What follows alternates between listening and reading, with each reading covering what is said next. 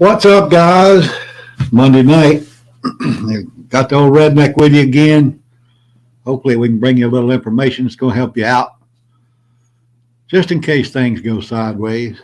But see, I got a lot of good friends in here, Michael and John and Tammy Joe and Rebecca. Appreciate it, guys. Greg, he's always here. That's my buddy right there. He's always in the house. Eddie's with us tonight. Yeah, Eddie's in the house. There we go. Thanks for coming by. Appreciate it, folks. Like I said in the little promo I did for this right here is what you're going to be. You're going to be going to do a drawing. We're going to give away 2 of these radios tonight at the end of this program. So I'll tell you how much I believe in these. I gave one to each one of my kids. Got one right here. I keep it with me all the time. What you're going to get is just like this, except it's not going to have this antenna. The antenna is optional. If you do win one of these radios, make sure you get one of these antennas if you can, because it does improve the performance very much. But they're good units. I got one in my truck, got one in my bug out bag, got a couple in storage over in my bug out location. So that, I really know that I know they're good radios. So I wouldn't give them to you if I didn't believe in them. Looks like Lynn's in the house. Thank you. Good to see you again. Appreciate all you folks being here. I truly do. But what we're going to talk about, last week we talked about bugging out. So this week I thought we'd talk about bugging in. We got a lot to go over here, so let me get into it. Hey, Tammy Joe. We're going to talk about bugging in during a SHTF and a nuclear attack. So they're pretty much the same, just a couple little differences, not a whole lot. But right off the bat, the first thing you got to think about if we do get into one of these kind of situations is you can't trust anybody you don't know. Always remember that. If they're a stranger, you don't trust them. It's that simple. Somebody knocks on your door in a SHTF, and they got like 3 kids with them and they want a can of beans or whatever, it's up to you, but don't trust them. So you got to have what you think is necessary to protect you and what you have as far as riding out something like this. We had a pretty good practice during the COVID situation, a year and a half ago when they locked us all down, but hopefully it won't happen again in our lifetime. Metal Textiles in the house. Appreciate it. I truly do. Iowa just texted me. They're here. They can't comment for some reason. I was in the house. Oh, I wish they could comment so we could get them on board here. Lynn's in the house. All right. Lori's Prepper Kitchen is in the house. Prepper Pantry, excuse me. Thrifty Prepper Pantry. Lori's here. Glad she's with us. You folks need to visit her channel if you hadn't yet. But let's get back to what we're talking about here. Like I said, if something like this does happen when you're bugged in, somebody knocks on your door, somebody's creeping around your property, don't trust anybody unless you know them. So, and like I said, last week we talked about bugging out. So let me revisit one thing here. Don't bug out unless you feel like your life is in imminent danger. And, that's pretty common sense, I guess. You feel more secure in your home than you do anywhere else. So when you're bugging in, you're right there where you're comfortable, where actually you have most of your preps there, I'm sure, unless you have a bug out location. Excuse me. But, you just generally feel more safe in an environment you're used to. But one thing you really need to do, and you need to get on this right now if you hadn't already, you need to build you a team, what they call a mutual assistance group. Yeah, a MAG, build you a team people you can trust, that you know personally. Um, Fortunately, I have some good folks that I've known for many years that I know are trained to handle any kind of situation that might arise. So you need to try to do that now before things go bad. That is a very key factor in, getting through a serious situation where you have to hunker down, is having a good team that you can count on. Once you get that team built, there's a couple of things you really need to do. Like if you are locked in, like I said, you need to make up a watch schedule where you got somebody on duty watching everything, in 4-hour cycles is what I think you should do. But if you don't have the people to do it on 4-hour cycles, do it on 6-hour cycles. But it absolutely would have to be done for you to be safe. That's for sure. You also need to establish, a rendezvous point. So if you get your evacuation plan together and everybody has to leave that location, you might get separated, but you need to have a rendezvous point somewhere away from that area so everybody will know where to meet. Let me pop this up here. Everybody might be interested in this. This is how you're going to win those radios. I should have done this earlier. I'm sorry. Just, in the comment section, comment "I'm in" in capital letters. Got Lady Prepper over there, the producer of the program and the programming director. Ooh, title. She's writing down everybody's name. So if you've commented here, you're already in the drawing. So if you haven't, just do it now. I'm in all caps. We're going to write down your name. We're going to have a drawing at the end of the program and give you one of those radios. I'm going to give away 2 of those. So, all right, let me get back on topic. That's my fault. Sorry, guys. I should have said that up front, but let me get back on topic here. Like I said, you got to have an evacuation plan and a rendezvous point for your people. So if you do have to leave your secure area, everybody knows where to meet.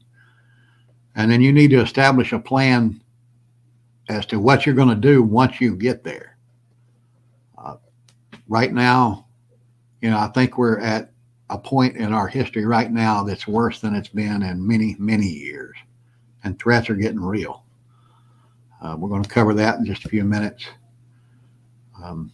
President Tapioca Pudding actually warned some folks that, we're at a bigger threat right now than we've been since 1962. And the way things are going might be. I don't know if we are or not, but you got to be ready if we are. But if you are bugged in, no matter what the situation, you need to cover your windows. If you don't do anything but cover them with blankets, that's better than nothing. But, cardboard or tinfoil or whatever. But if you do have to cover your windows, if you're going to board them up or you're going to put some kind of secure material over them, do it on the inside of the house. Don't do it on the outside where it can be torn down. Anybody with a crowbar or a screwdriver can start ripping down your wood or your metal or whatever. Make sure you do that on the inside. And the biggest thing you're going to have to watch out for is in the SHTF that's not nuclear. Let me point that out. Is mobs. You don't want any mobs showing up, coming to take your food. You don't want them coming to take what you got. So you got to have the means to protect yourself and your supplies. I'm not going to tell you, I'm not going to recommend anything, but that's totally up to you.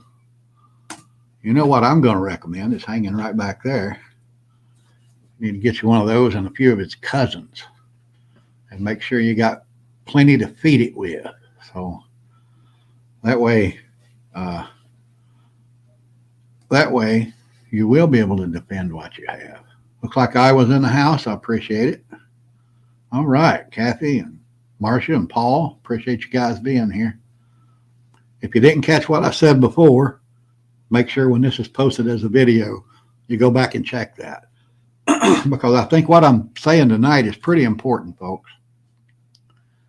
You know, a lot of times I get on here and I mess around and joke and talk about things that a lot of people aren't interested in, but these things I'm talking about tonight, everybody should be interested in, because the potential for having to bug in a serious situation is on us. It's here. It's on us. You got to get ready for it just in case it happens. I mean, like I said, not everybody's going to be prepared like you are.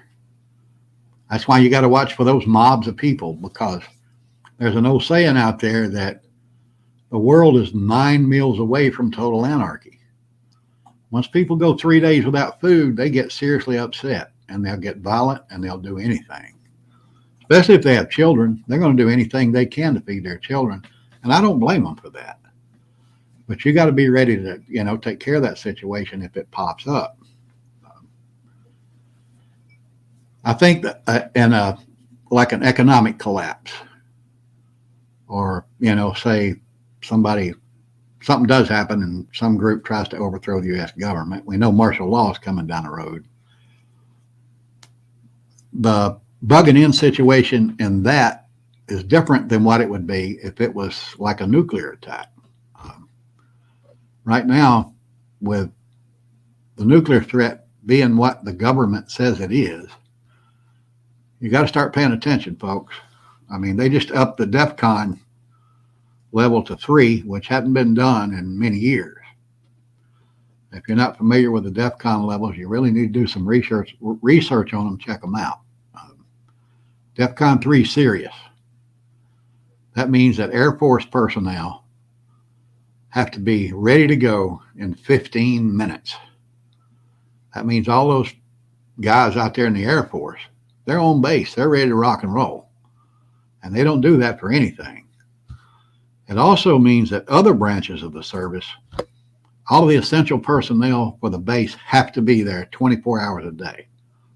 There's no coming in and working 8 or 10 hours and going home. No, not now. Now they have to be there 24 hours a day. DEFCON level 3 is serious. And non-essential personnel have to be within 6 hours of their station at all times. No vacations, can't go home, visit, their folks or whatever. They have to be within 6 hours of their assigned base at all times. It's terrible, but, that's what we've gotten into here. Thanks, Eddie. I appreciate it. Right now, and I don't see it getting much better. The way things are in D.C. right now, I don't need to tell you our country's going to hell. You know that. You wouldn't be here watching this. You need to be out there doing your own research and checking things out and seeing what's going on. Reading news sources. Don't just believe Fox, or don't just believe CNN or Newsmax or MSNBC. Get out there and do your own research and find out exactly what's going on. Because we know that the news media right now is nothing but a propaganda machine for either one side or the other, when usually the truth is somewhere in the middle, and you need to know that. So, that's all I'm going to say on that for right now. I'm trying to stay away from politics. You guys know that. But I will say this. The Monday night before election in November, I'll probably drop a few hints here and there about the way I hope things are going, but we'll see. All right, I've harped on that enough. If the economy crashes, you know what to do. You've got your supplies, you've got your tools to protect it. Right now, I'm going to say probably most people just need to get that team together. They need to practice that evacuation if they have to, and establish a rendezvous point for that team. I think you guys know that. So let's go into the nuclear thing, which right now is really what most of us is worried about, I believe. Like I said, the DEFCON level's been jacked up. That's for a reason. Excuse me. Give me a minute here. Getting a dry throat. Oh, Biggs is in the house. All right. I'm glad you're here. Appreciate you coming by. Loved your video from Saturday night. Still not getting notices on it though. That's starting to tick me off a little bit. But I know people aren't getting notices for mine either. So that's another one. If you hadn't visited her channel, you need to go there and check it out. The Biggs Prep. But let me get back on topic here. That DEFCON level, when they jacked it up the first of the month, a lot of people didn't even know it. And most of those that did, that heard it, didn't know what it meant. But it's serious, folks. It really is. Putin's getting backed in a corner, and their culture is not the kind that's going to put up with that for very long. He's going to, if it gets too serious over there on him, he's going to pull the trigger. He's going to push the button, I should say. I think the first attacks will be in, of course, Ukraine. But once that happens, the UN has to retaliate. They have to. They have no choice. Even though Ukraine's not a UN country, civilized world can't just sit back and watch Putin destroy people with nuclear weapons. So there will have to be a retaliation of some kind. And then when that happens, there goes Europe. He's gonna push a button on something in Europe, and then it's all out war. It's just balls out from there. Sorry, guys and ladies. Sorry, but a lot of people don't know how strong those Russian ICBMs are. Right here, I did a lot of research to verify this. Been doing it for 2 days.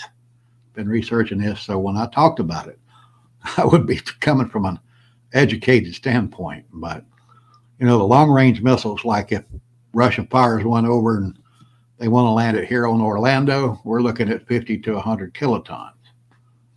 That's the way it is for most of the United States. But their short-range missiles are much stronger. Those are the ones that would impact in Europe. If they have to come over the sea or over the poles, it's probably going to be the smaller yield weapons, just because of the weight factor alone. But there's a site out there where you can go check it for yourself right there. nuclearsecrecy.com/nuke maps. You can put in your location and see exactly what kind of damage you would expect from a nuclear weapon dropped on your head. It's pretty clear, isn't it? or in a close proximity to you. I don't live directly in Orlando, but I went over there a couple of months ago and did my own little thing there. And this is the damage that would happen if one was dropped right on the city of Orlando. The fireball would be maybe a quarter mile to a half mile. This is 100 kilotons. I'm figuring the max here for that distance. Like I said, a quarter mile to a half mile. That's how big the fireball would be. And it would be terribly hot. I'm pretty sure you all know that already. But severe damage and immediate death would expand out from that for 1 to 3 miles. I mean, everything would just be devastated. Tell them where we are, the upper right-hand corner, Corinne Drive. That's where we I are. don't want people to know where we are. That's our area. It's the only crossroads even near. If you're looking at that map, we're just right on the edge of that yellow zone in the northeast right there. But it's not going to be pretty by any means. But like I said, it's like 1 to 3 miles. It will be severe damage and instant death. Boom, you just vanish. You turn into a shadow. Outside of that initial area, we'll have moderate damage and people with severe burns for 6 to 10 miles. And then, that's the immediate impact. What you have to worry about after that, of course, is the fallout and the gamma rays, which are carried by the winds. And that's basically dependent upon, like I said, the winds in your area. Here in Orlando, we live in what's called the I-4 corridor, which is probably the worst place to be if something like this happens, because we have Cape Canaveral on the east and MacDill Air Force Base on the west, and I know they're both targets.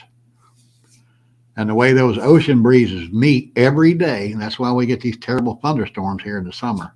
It's right over our head.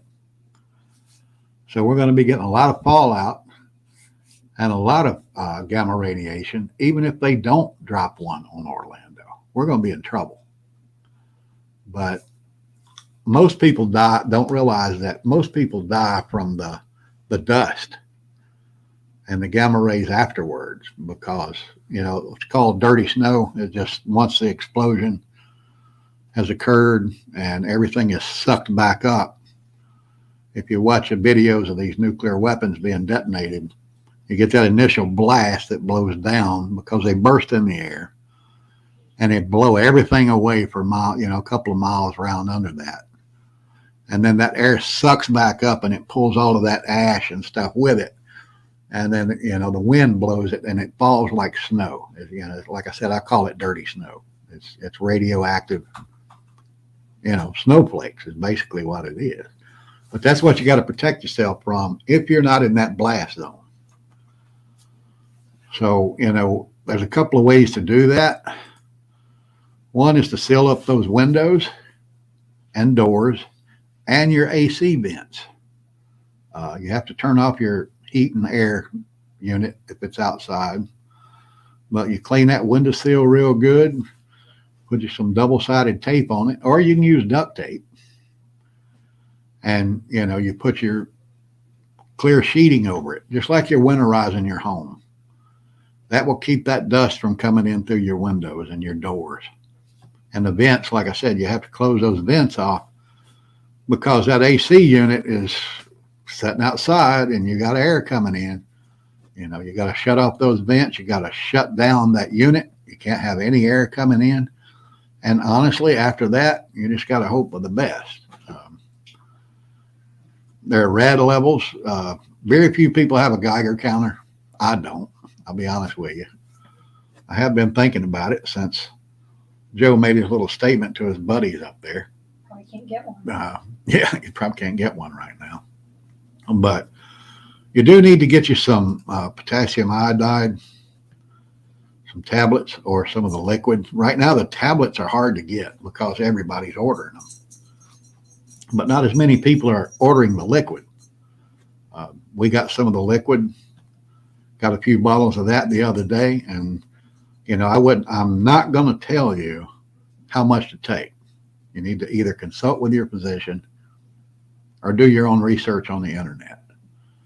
I wouldn't dare tell you how much of this stuff to take every day because I'm not a doctor, and it would be foolish of me to do that. But you do need to consider buying some of those right now.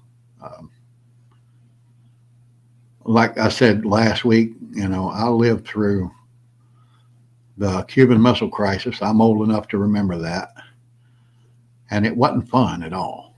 I mean, I was just a little boy. I was only 5 years old, but I do remember it. Thank goodness I got a tremendous memory. And I know that the country was a mess at that time. And that was back when we had, strong leadership. Not like this, not like we have right now. I reserve that comment. And you didn't have a social media. Can you imagine the panic now? Yeah, right. Like Lady Prepper just said, if you didn't hear her, there was no social media back then. All we depended on was a newscast. But back then, the news would tell you the truth. Not like it is today. They didn't lie to you to try to, influence you. But you got everybody written down there that's commented? Get it ready. Go ahead. All right, go ahead and pull those up. We're going to drop them in the hat here and pull a couple of names and send them some radios. Make sure, if you hadn't yet and you want a shot at winning one of these radios, right now, just comment, I'm in. And let's see what Fluffy Otter's got a question here. If you live near a nuclear power plant, contact your local health department for the tablets. They must provide them. That's good news. I didn't know that. I didn't know that either. All right. I'm going to have to check that one out. I'm sure you're right. There's some good advice right there, folks. Call them. I'm sure they have to give them to you because you're in danger. All right. We got the names right here on these little pieces of paper. All right, right there. Let me get that off there so everybody can see it. All right. You got any questions or any comment? Like Fluffy, thank you for that information. I'm absolutely going to start making some calls. See if I can't get me some freebies. How close are we doing your power plant? Tampa, I think, is the closest one. Over near the Air Force Base. So we know they're going to be dropping a rock on that one. I was in Miami working. Oh, what we got here? Let's see what this is. I was in Miami walking home from high school. I saw soldiers on flatbed railroad cars heading to Key West. Oh, wow. Wow. When was that, Pauline? Was that recently? No, that's when she was in junior high school. Ah, excuse me. Okay. You got Fluffy in the mix here. All right. Give me another couple of minutes here. These radios are nice, folks. They really are. Even if you don't have a ham license, you want one of these radios because you can monitor what's going on, on all these frequencies. And these little radios, you got metal in the house? Is he in the metal in the? All right, okay. Crystal River plant is the closest. Where is that metal? Where is that one exactly? I've heard the name, but I'm really not familiar with it. See, this is where I dropped the ball. I really haven't researched where those plants are around me. But Pauline said that was when she's 13. Now she's 77. You're not that old. I know better now. I'll find a map. I'll look them up. I appreciate it, buddy, but I will look them up. I mean, I should have already, but I didn't. But I'm going to. Number 1 tomorrow. That's my agenda. Far enough away from Air Force Base. We'd be safe still. Hubby was playing with the map. Good. Yeah. Check that map with at least minimum 100 kiloton bomb. But then you got to worry about the winds. So you're not actually safe. How does the wind blow in your area? Does it blow from that Air Force Base over to your area? If it is, you got to get ready for that contamination. Crystal River's 20 miles below Cedar Key. Oh, wow. That's Yeah, what it's on the Red West said. Coast. Yeah, it's on the West Coast. So there we are. We got another threat here in Orlando. Oh, no, Lori said it looks like the plant's closed according to Google. Would that happen? Crystal River's closed. That's weird, right? I don't know. All right. Research. Yeah, there we go. I got some research to do. I know they closed several of them down. Citrus County, Florida. Excuse me, folks. Got a frog in my throat. Citrus County, yeah. I know where that is. So that's just something else I got to prepare for. But let me get back to these radios. I want to give away a couple of these radios and get out of here. I've taken up enough of your time. I appreciate it, folks. You have to be here when I call your name, just like any other drawing that I do. You have to be here right now when I draw your name. I'll give you like a minute to respond, and if you don't, guess what? It goes in the trash, and I'll pull another name. But this is out of my pocket. I got a small channel here. It's just how much I appreciate you folks being with me. I really do. Yeah, I forgot. It's my 100th video. That's the reason why I'm giving these radios away. It's my 100th video, and I do appreciate you folks being here. And, hopefully we can keep growing this thing, and I can do this more often. Like I said, it's out of my pocket. I'm not one of them channels with, 70, 80,000 viewers, subscribers that get stuff sent to them for free. No, that's not me. It'd be nice. It would, but I ain't worried about it. If it don't happen, it don't happen. So here's the names in here on these little pieces of paper. All right. I'm going to pull one out here. What I'm going to do, I'm going to buy this on Amazon. I'm going to ship it directly to your address.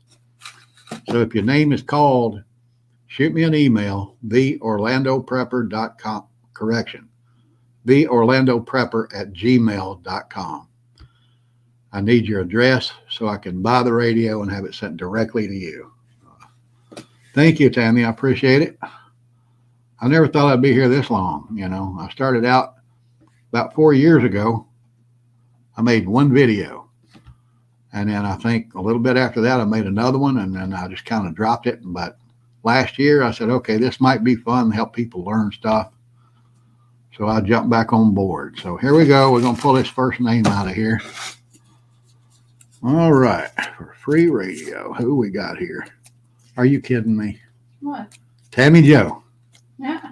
Tammy Joe. I don't know if you guys can see that, but she won a free radio. Tammy Joe, shoot me an email with your mailing address on it or shipping address so I can get that radio to you. Are you still? Yeah, she's got to be still here. So There she is. you're still here? Yep, she's still here. I'm running slow over here. I can't see it. There she is. All right. Sorry, my streaming software is running a little slow. All right, one more. Now, hopefully this will